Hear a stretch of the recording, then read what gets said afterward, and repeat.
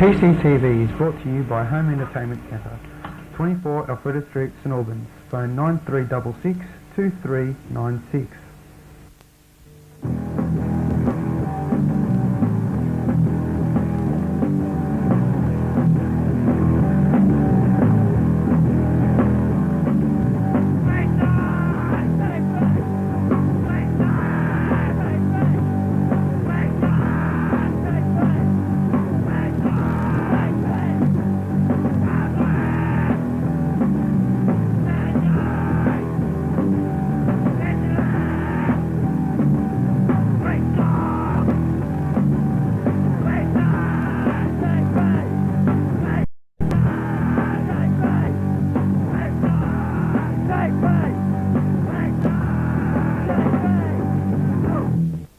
Hello and welcome to this week's episode of PCTV. I'm Maria and sitting next to me is Natalie Galenti. How are you, Natalie? Good. That's good. Hi, on today's show, Daniela takes on the world of EA Sports Cricket 96 and hops in the back seat with Michael Schumacher in Formula 1. Natalie explores the world of news groups with Robert Gabriel in this week's Surf the Internet. Pietro introduces our newest presenter, Tanya, who will be looking into the worlds of kids PC in the week's PC News. I'll be talking to Robert Sabo, computer retailer and lead singer of Spewing Death. These great guys who sing the PCTV theme for us each week. This week Robert shows us the laptop pack. Sue Lin takes VCD into a new dimension this week and looks at the way computers play a role in the monster hit Jurassic Park. And our resident cheats, Natalie and Liz, will go through the hottest cheats in this week's Cheat Zone. So fire up your PC and get ready for another dose of PCTV.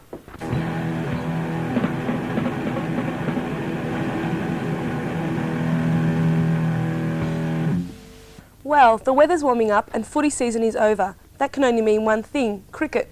This summer, instead of sitting around in your favourite armchair and watching hour after hour of boring test match cricket, why not get involved into the game and play EA Sports Cricket 96? Cricket 96 is undoubtedly the best cricket simulator available on any computer console. The game features everything the standard cricket lover would want to see in a game, from LBW to no balls and golden ducks. This game has it all. You can play a variety of different games. You can play a quick 10-over-1 day match to a lengthy 5-day test. The game offers all the cricket teams Australia, England, India and Pakistan, just to name a few. The graphics of the game are fantastic. While the players are a little smaller than you would like, they are full of detail. But don't take my word for it, let's take a look. Leg byes.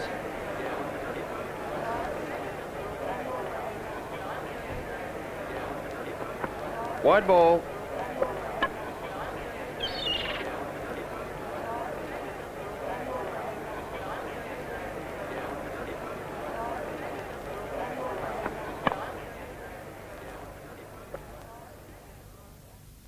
You are in control of every move, from retrieving a ball to yelling "how's that" at every potential wicket.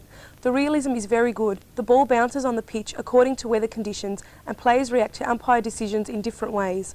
A constant feature throughout the game is the commentary. Hosted by two of the most Australian accents ever imagined, you'll crack up with laughter as each shot you make is ridiculed by the commentary team. The game was programmed by Beam Software, the same guys who made Aussie Rules Football on Nintendo, and the interactive movie The Dame was loaded for PC. The game is a great example of Australian programming and shows that Australia is fast becoming a great influence to computer technology in the world of today.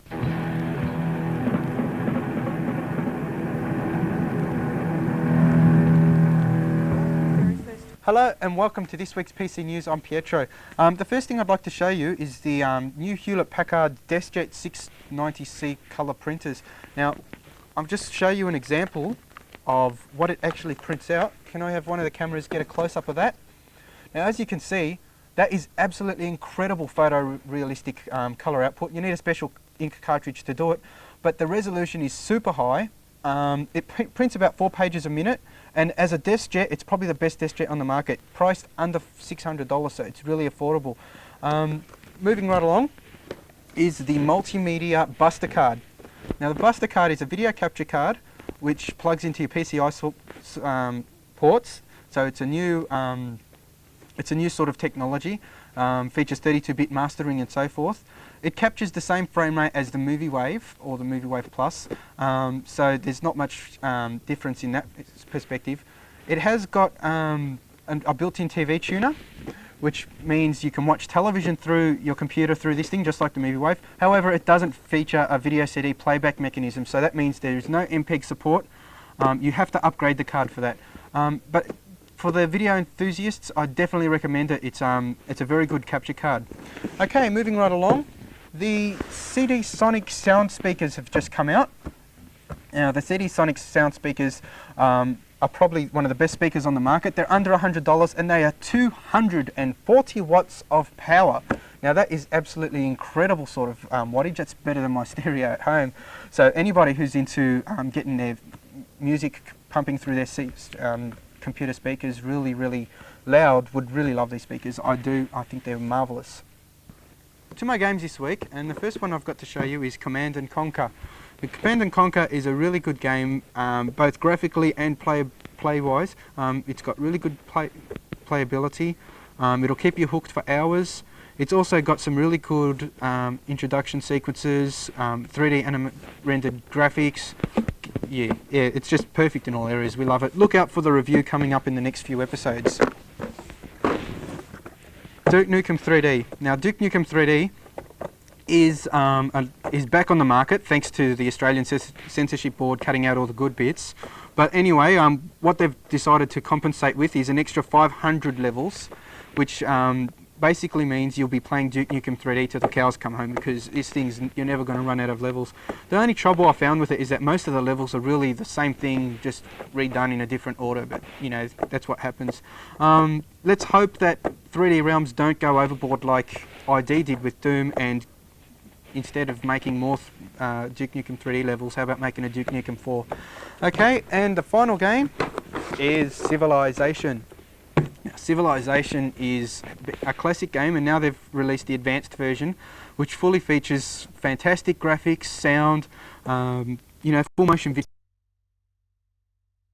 Game for review, email PCTV on pctv@majestic.net.au or send it in to PCTV 24 Alfreda Street, St Albans 3021. Hi, what's your name? Sang. Sam, what do you use your PC for? Basic schoolwork, play games, networking with friends. Mainly for doing presentations or assignments or other things, just mainly on the in fulfilment of the assessments of the course I'm doing. Basically word processing, homework, typing up assignments, that sort of thing. How helpful is it for you, like in school and university studies? Extremely, because everything has to be word processed. It makes life so easy, like, you know, if you have a draft or, you know, you want to do something easily, you can sort of delete and you can do the whole process all the way through, yeah. It's really good because you can actually save the work and take it home if you have a PC. Mm-hmm. I don't actually have a PC, but my cousin does, and I can take it over there and use his PC. What sort of PC is it? It's a Pentium. I don't know, it's called 486. 486, DX266. Apparently it was 386. They've sort of upgraded, I don't know, what's it with the motherboards and all that. He has multimedia. Mm-hmm. And it's the latest IBM. He just bought it recently, about a month ago. Right. So it's up to date, and it's got CD-ROM on it and everything. The person that I bought it from, he said, you know, upgrade it this, that. I paid about $600. Yeah. And IBM compatible? I sometimes play games on it when I have time, or I use Paintbrush. What sort of games do you play on it? Solitaire, I love Solitaire, it's really good. I'm currently playing one called Command and Conquer, which is basically very strategic. Got to capture a base or basically kill your enemies. So how important do you see your computer for your university education? Well, it's a great deal. I mean, I feel that, you know, I regret that I didn't buy it like 2 years back, you know. Very important. I have to do a lot of word processing, so yeah, it comes in handy. Do you find the PC easy to use? For my age group, yes, I'm not too bad, but I guess for younger people it'd be easier. Yeah. So it's very useful for university studies. Oh yeah, you need to have it here. Couldn't do without it. Well, that's it for this week's episode of PCTV. If you'd like to contact us, you can contact us care of 24 Alfreda Street, St Albans 3021. Or you can email us on